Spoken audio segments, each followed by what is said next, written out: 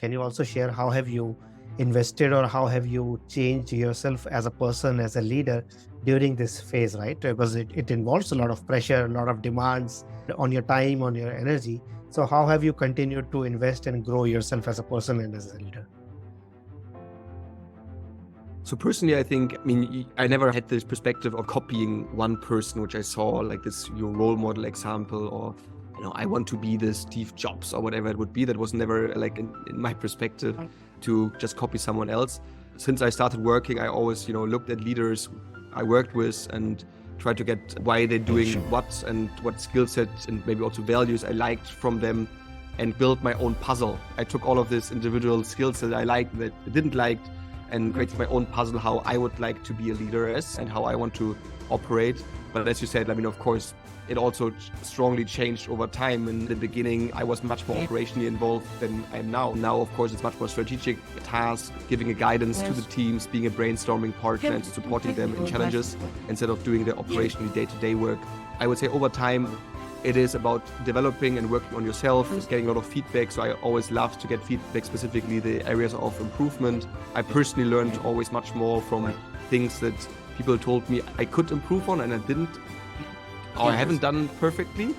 I also, of course, appreciate and being happy if someone tells me where they think I'm really good at or what I did extremely well. And everyone likes compliments. I think that is a human behavior.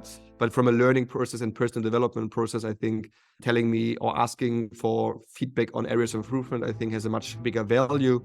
I also have mentors. I work closely together with other founders, which are maybe the same size, maybe even also bigger sizes companies as us, to brainstorm together what challenges they have, or if they had the challenge which I now currently facing, they had maybe as well, how to improve it. We in the company itself are also working with business coaching.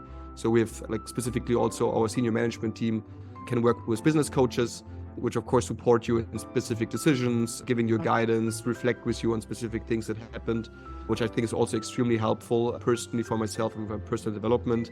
But I also have to admit, I learn every day. So every day I am improving. It's a constant process. And I think I will never reach the status where I would say, now I'm perfect. I don't think that will never be the case.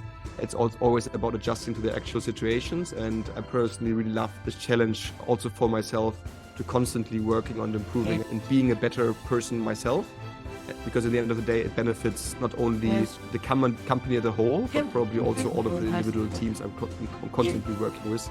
And so I think it's a really important personal goal for everyone to constantly think how to improve yourself and what areas you have maybe where you can be a better person in the future. Thank you for sharing that, and thank you for opening up, right? Because it's so easy to become like I know it all leader.